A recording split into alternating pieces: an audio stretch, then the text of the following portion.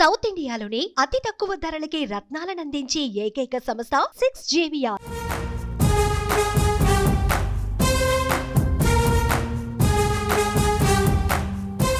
వ్యూహాలను తనకు వదిలిపెట్టమని పదే పదే చెబుతున్న జనసేన అధినేత తన పోటీ పైన అధికార పార్టీతో మైండ్ గేమ్ ఆడుతున్నారా?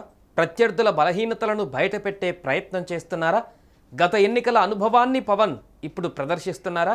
అందుకే నియోజకవర్గాలను మార్చుతూ ప్రతివ్యూహాలను అమలు చేస్తున్నారా? గాజువాక, భీమవరం, తాడపల్లిగూడెం, తిరుపతి అసెంబ్లీ, కాకినాడ పార్లమెంట్, చివరికి పిఠాపురం అసెంబ్లీ పవన్ వ్యూహం వైసీపీకి అంతు చిక్కడం లేదు. పవన్ పోటీపై జన సైనికులు ఫుల్ క్లారిటీతో ఉన్న వైసీపీ శ్రేణులు ఎందుకు కన్ఫ్యూజన్ అవుతున్నారు? అసలు పవన్ పన్నుతున్న ఆ తిరుగులేని వ్యూహం ఏంటి? అష్టదిగ్బంధనం నుండి పవన్ ఎలా బయటపడబోతున్నారు?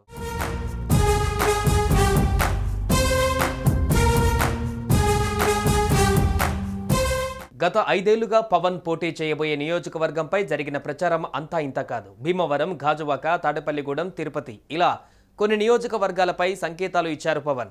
చివరకు పిఠాపురం నియోజకవర్గాన్ని ఎంపిక చేసుకున్నారు. అక్కడ పోటీ చేస్తానని ప్రకటించారు కూడా. వైసీపీ వ్యూహాలకు పవన్ కళ్యాణ్ ప్రతివ్యూహాలు అమలు చేస్తూ ఆ పార్టీని అయోమయానికి గురి చేస్తున్నారు.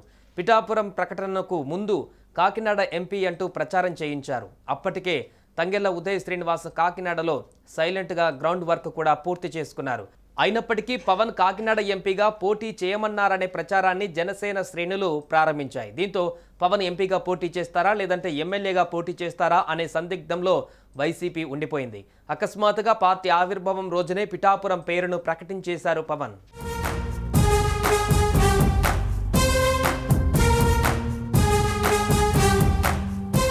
పవన్ ప్రకటన సడన్ గా చేసిందే గానీ ఆ పేరు ప్రకటించే సమయానికి సర్వేలు పూర్తవడంతో పాటు పార్టీలో ముఖ్యమైన నాయకులు, సామాజిక వర్గాల వారీగా పట్టున్న నేతలతో జనసేన సంప్రదించింది.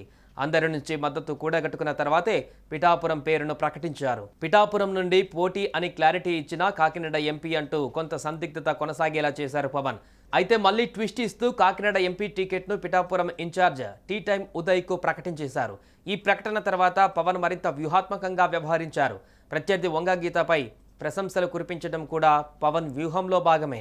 మనిషికి లక్ష పంచిన అది పనిచేయదు. జనసేన గెలుస్తుంది, పవన్ కళ్యాణ్ గెలుస్తుంది.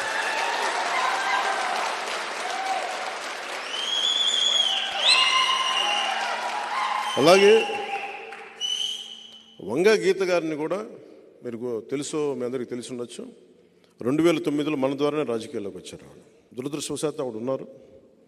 భవిష్యత్తులో ఆవిడ వైసీపీని వీడి జనసేనలోకి రావాలని మనస్ఫూర్తిగా కోరుకుంటున్నాను.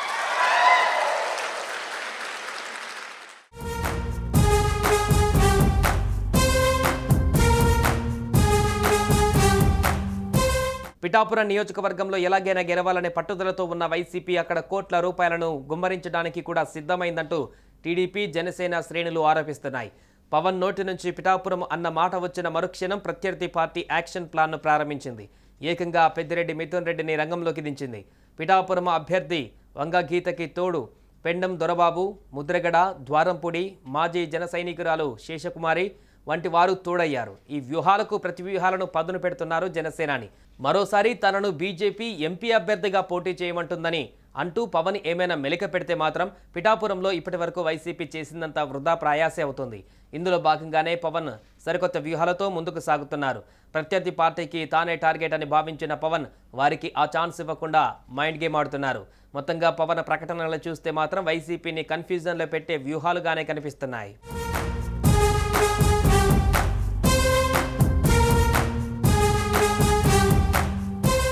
సుమన్ టీవీలో మీ పర్సనల్ అండ్ బిజినెస్ ప్రమోషన్స్ కోసం కింది నెంబర్కి కాంటాక్ట్ చేయండి.